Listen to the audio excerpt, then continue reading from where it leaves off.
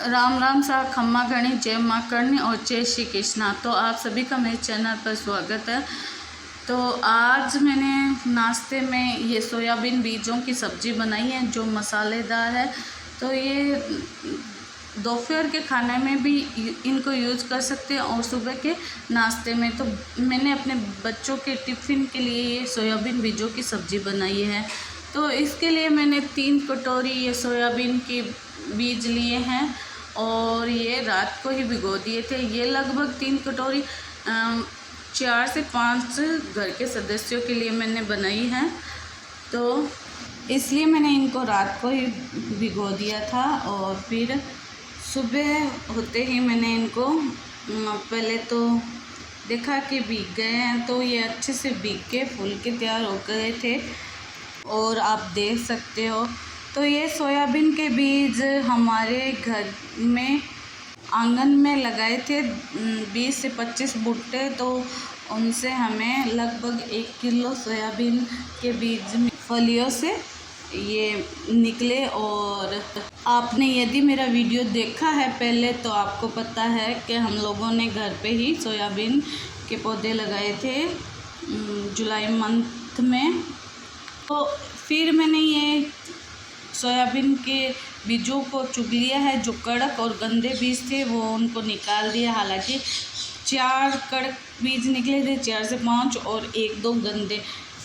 तो इस तरह जो गंदे और कड़क बीज होंगे उनको अच्छे बीजों से अलग कर लेंगे। और फिर इन बीजों को मैंने 2-3 पानी से वॉश करके अच्छे से एक बर्तन में अलग रख लिया है। और फिर मैंने 15 से 16 कलियाँ लहसुन की छीन ली है, लहसुन को पीस लिया और 2 टमाटर को बारीक कट कर लिया, 2 हरी मिर्च को बारीक कट कर लिया है। तो ये फिर सोयाबीन का मेरा सारा सामान तैयार है। तो अब हम बनाएंगे सोयाबीन बीजों की सब्ज़ी।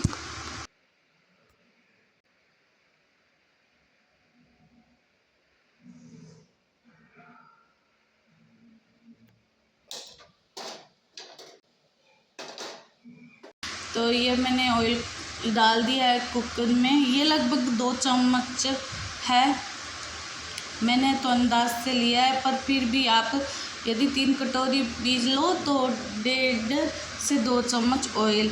फिर ये ज़रा सा जीरा डाल दिया। ऑयल गर्म होने के बाद थोड़ी सी हींग डाली है, आधे से भी कम छोटी चमची है। और फिर ये बारीक कटे हुए हरी मिर्च डालने के बाद अच्छे से मिलाने के बाद ये टमाटर डाल दिया। और ये सब हम धीमी आंच पे ही पकाएंगे। और ये मैंने स्वाद अनुसार नमक डाला है। यदि आप नमक कम या ज़्यादा खाते तो आप अपने हिसाब से डाल सकते हो। मैंने बच्चों के टिफ़िन के लिए बनाया है तो वो मैंने उस हिसाब से डाला है। ये लगभग आधा चम्मच नमक डाला, आधा चम्मच हल्दी और 2 चम्मच मिर्च पाउडर डाली है मैंने। और फिर 2 ही चम्मच धनिया पाउडर डाल के अच्छे से मिला लूँगी।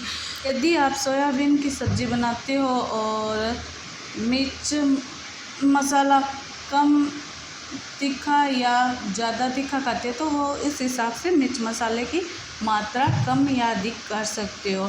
तो ये मैंने सबको अच्छे से मिला लिया है। फिर 2 से 3 मिनट पकाने के बाद ये हमारा मसाला भी पक के तैयार हो गया और इसको धीमी आंच पे ही पकाएंगे। फिर ये सोयाबीन के बीज डाल दिए हैं मैंने और फिर इनको अच्छे से मिला लिया है। फिर सोयाबीन को अच्छे से मिलाने के बाद ये पिसा हुए लहसुन में आधा गिलास पानी डाला है। ज़्यादा पानी का यूज नहीं करेंगे, ज़रा सा ही करेंगे, बस नाम मात्र का। तो ये मैंने इन सोयाबीन बीजों में डाल दिया है। ये देख सकते हो आप, बहुत कम मैंने पानी का यूज किया है क्योंकि